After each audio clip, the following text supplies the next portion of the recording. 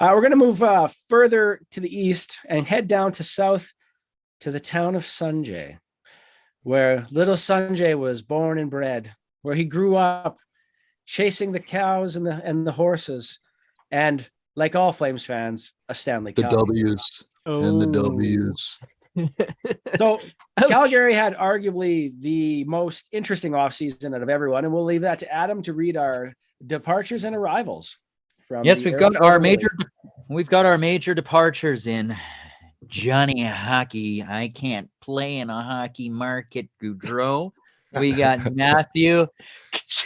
I'm allergic to Canada. Kachuk leaving. We got Eric Goodbranson, better than those other two. Yarn Croak, Carpenter, and Brett Ritchie, who also came. Now, did Brett Ritchie sign with him? Richie resigned. Yeah, he came back. This is old. Amazing's old. Back, eh? And then we've got Johnny Huberdeau, the new Johnny Hockey, right? And we've got Kevin Rooney and Nazem Kadri, the pest. And then we've got Mackenzie Weegar, who also came in. And a couple other highlighted names that are on this list are Nicholas Milosh, correct me if I'm wrong, and Dennis Gilbert. Yes. Yeah. So there we go. That was also the craziest offseason of any team ever. Yeah. So if you don't know what happened, then you haven't been paying attention. But essentially, two of the top forwards for the Calgary Flames, 100-point players, in Johnny Gaudreau and Matthew Tkachuk, both left for not greener pastures, maybe for Tkachuk, but I don't even think that's greener. Yeah, they left for southern pastures, essentially. And there was a lot of heartache in the market, which really felt that they were on the cusp of something. There was a lot of hurt feelings because things were drug out to the last minute before players said goodbye. However, Brad Treliving, who to me is like another version of Mark Bergeron, where you think he should be fired every year and then he does something and you're like, oh yeah, okay, and he's still around. And so he pulled out a magic out of his hat this year with acquiring Johnny Huberdeau and Mackenzie Weegar for one Matthew Tkachuk, and locking up and getting himself Nazem Kadri as well. And all of a sudden, Calgary looks back into it. Sanjay, how did you handle that offseason? Honestly, like July 1st or whenever the free agency was, when Gaudreau left, like, I was just shocked. Like, all the signs were pointing to him coming back. Like, he kept saying, like, I want to be back. And it was such a good fit here. And he was such a good player here. Love and Calgary. Then at the 11th hour, he just decided to go. And I was surprised that he went to Columbus. Like, I was like, okay, well, he's going to go to New Jersey or Philadelphia and he wants to go, closer to home. That's fine. Like, understandable. It hurts, but I understand. But when he went to Columbus, I was just like, well, that's so like out of left field. But yeah, I mean, and then like when Tkachuk said, I want to, get traded, I was just like, well, blow it up. Like, let's just do a rebuild because you lost your two best forwards. Like, what are you going to do? Right. Like, you're kind of screwed at that point. And then the trade that Treliving got, I still remember the text, like my friend sent me a text and he said, whoa, do you see the trade from Florida? And I'm like pulling it up. I'm like, what happened? And I started reading the names. I'm like, Huberdeau, Weegar. I'm like, wait, those guys are good. Like, I was expecting like prospects or something. Like, when I read it, I was like, oh, these guys are like actually like legit, like all-star players. So it was just like, it kind of worked out in the end for Calgary, but like for like a week there, it was just doom and gloom. I'm like, well, it's over. Like, we're going to finish bottom 5 of the league now. But it's interesting. Like, you make the comment that it like things are perked up. For example, like you ended up retaining another 100-point player. Mm-hmm. You brought in arguably like one of the most underrated defensemen in the NHL at this stage. And you signed a defensive two-way center who has just been unbelievable. It was a huge part of a Stanley Cup run. Yeah. The big trade-off has been, though, is the age of those players coming in.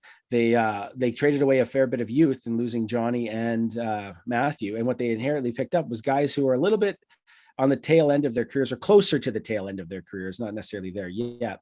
Is that a concern for the Calgary Flames moving forward? Or is that something that you don't have to worry about at all right now? And I'm going to pass that one on to Ryan. I think short-term, Calgary improved this season. I think you look at Mackenzie Weegar. I was actually more excited for you, Sanjay, for Weegar than even Huberdeau, because I think Weegar has proven he could be a number one defenseman. He held that fort great when Ekblad was injured, and did put up some great numbers without Ekblad. So he showed that he can be a number one defenseman, and he might be Calgary's best defenseman now. So you bring in a stud on defense like that. So now an already solid defense is even better in Calgary.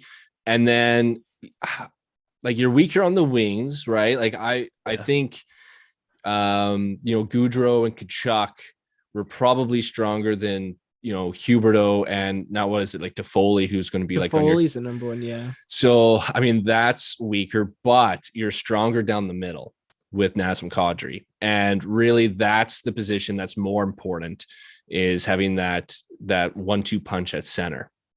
So because of that, I think short term the team's improved.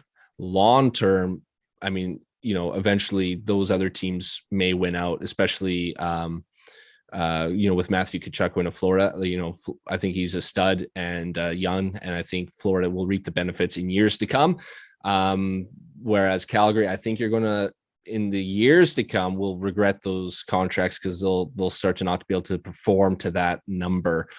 But who cares? You're a contender right now. So you're still in contendership. Go for it right now and worry about the future later.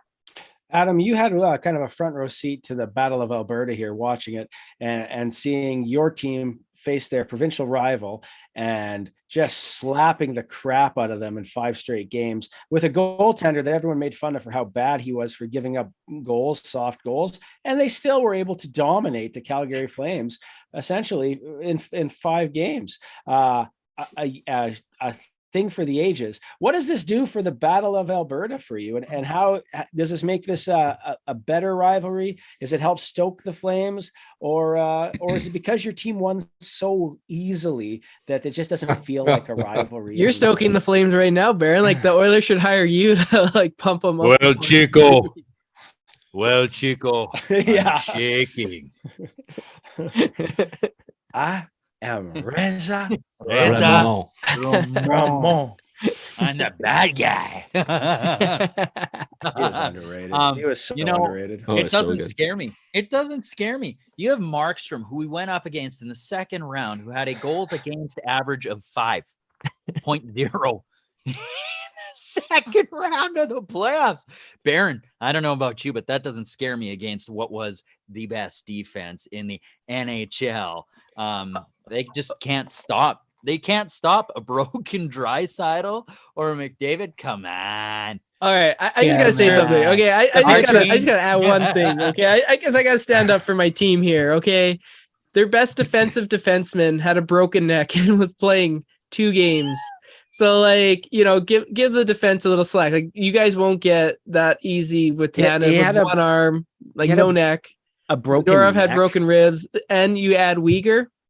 Completely different decor that is going to be going up against McDavid this year. So I watched the Patriots. I watched the Patriots quarterback get walked off by 2 guys for having the same injury as Leon Draisaitl, who put up a NHL record in points on one leg. You know what they say, also Baron? had injury. The leg is a long way from the heart. Okay. Yeah, exactly. It is. You are right. But I'll also say this, and this is the thing we don't talk about with the Calgary Flames. They had some of the fewest games lost to injury last year. They almost went completely till the playoffs, an uninjured team. Their best players played the entire season. That's not true for a lot of NHL teams. And that's also something that's hard to replicate a second year in a row. But and is I it? think that is, well, I think it is. What's the likelihood that you can be perfectly healthy for over 2 years with the when Sutter lowest came amount in- of games lost? Yep, but when Sutter came in, he said this team is so out of shape. Like he said, these guys need to be in shape, and he got on them, made them more fit, got them working out in the offseason. They're much better shape now than they were before Sutter came in. So that has to play into it too. You take care of your body. Your body's not going to break down. And I drink think the milk straight from the cow, and that goes right into the bones and Yeah. just beefs them up. There's no way those bones will break. Yeah, exactly, man. It did so well for his neck, Straight as you from keep the pointing teeth. out to me.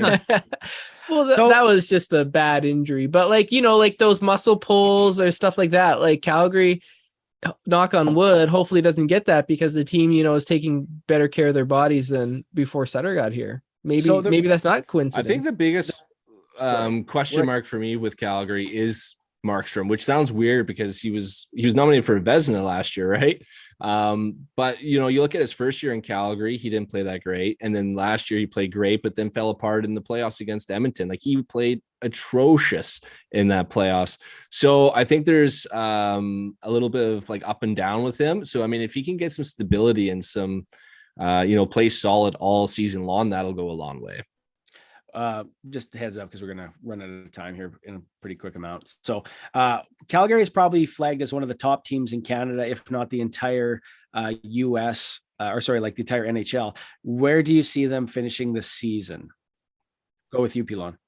I think they have a good shot at winning the President's Trophy. Oh, Sanjay?